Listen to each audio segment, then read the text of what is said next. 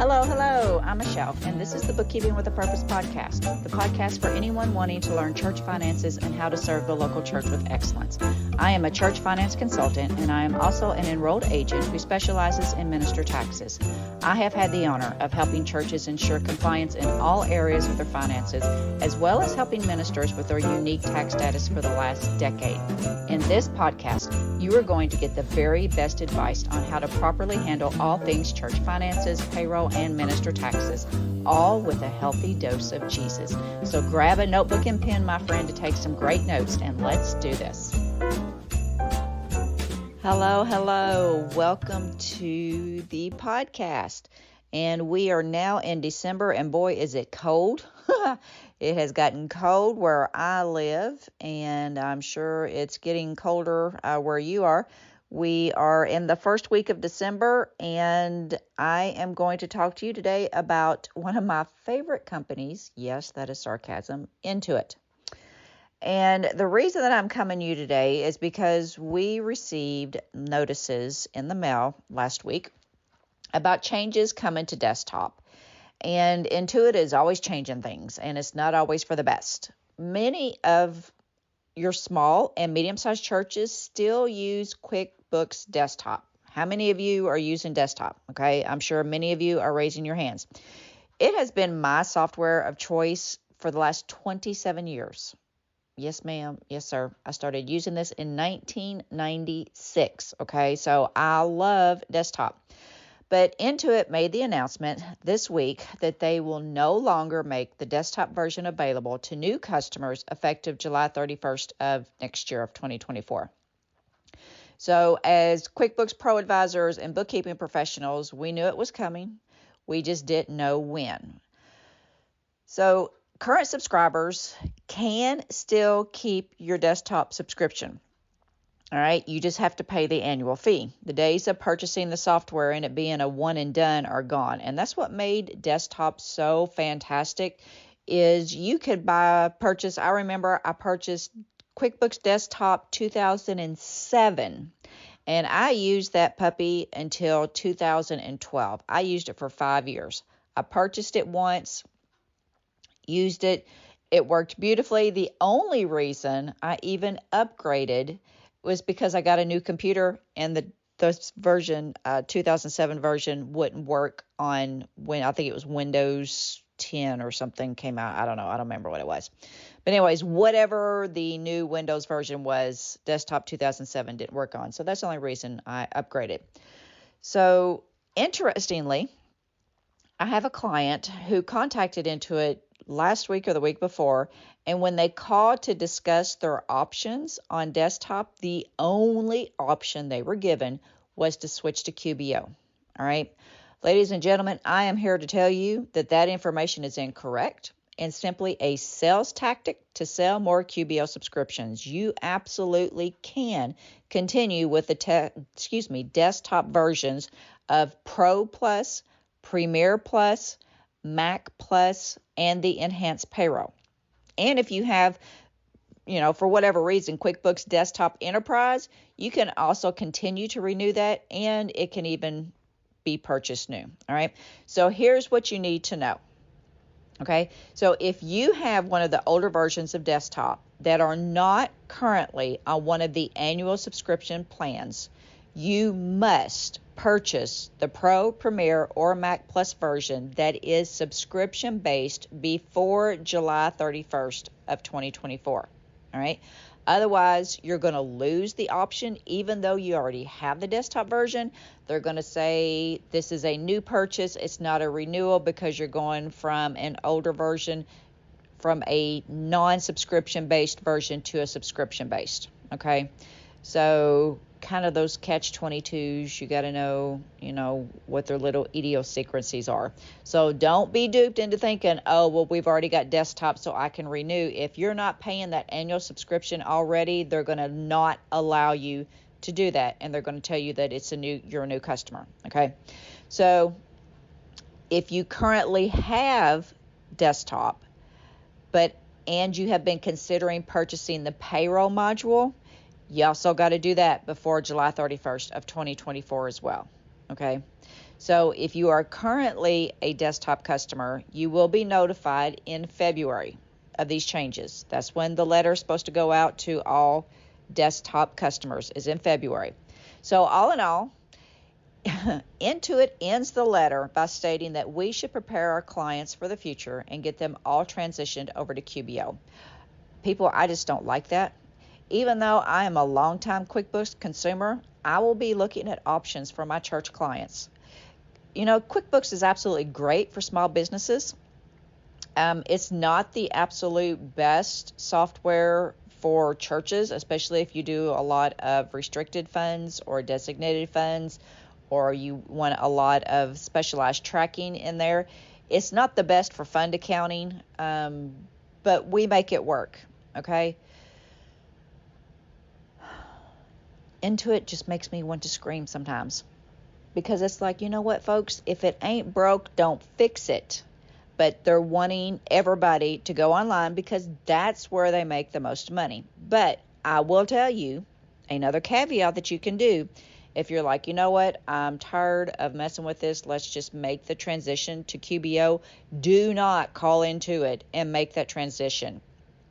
You need to contact TechSoup, which is TechSoup, and get your apply for a QBO subscription through them. It is $75 a year, folks. That's it.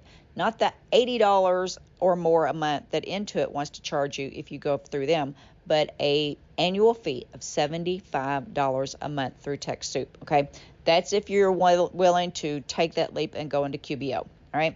So here's what I want you to take away from this information. Number one, if you are currently on a subscription-based QuickBooks desktop product, keep renewing. You do not have to change anything, even though your pricing is going to change. And personally, that's what I feel they're going to do. They're going to keep up in this price every year where you're going to say, this is ridiculous, you know, I'll just switch over. But anyways, it is what it is, okay? So if you're currently on a subscription-based QuickBooks desktop, just keep renewing it. You don't got to change anything. If you are currently not on the subscription-based QuickBooks desktop product and you want to keep using that desktop version, then you need to contact Intuit. And again, you can't go through resellers anymore. I used to could get desktop for clients at a discounted rate. Well, they've done away with that because they want you to call them because they want to try to talk you into QBO, okay? So you do have to contact Intuit before July 31st. I would do it as soon as possible. I wouldn't wait on it, okay? And tell them you want to purchase a subscription-based desktop Pro Plus, Premier Plus, or Mac Plus to ensure that you get it, okay? Do not let them convince you that you can't do that. If they won't do as you requested, hang up the phone, call again, and try with another agent, okay? Because you absolutely can purchase a new QuickBooks desktop subscription. The cutoff line is not until July 31st of 2024. All right. And then if you're wanting to add payroll to your desktop subscription, call and make that addition as soon as possible to beat the July 31st, 2024 deadline. Okay. And the only one they're allowing you to do is the QuickBooks desktop advanced payroll option. Okay. That's what I do my payroll through. I love it for churches. Where some third party, you know, like your Gusto, your SurePay, Patriot, ADP, they can be okay at times, but I've also seen a lot of times restoration work has been had to be done because so many just do not understand housing allowance and not taking out Social Security and Medicare taxes on ministers. So desktop QuickBooks Payroll Desktop allows me to do exactly what I need to do. You know, I've got a client on QBO Payroll, the only QBO Payroll, the client that I have. And the only reason they're on there is because they came to me already on there. And I'm like, you know what? I'll just roll with it.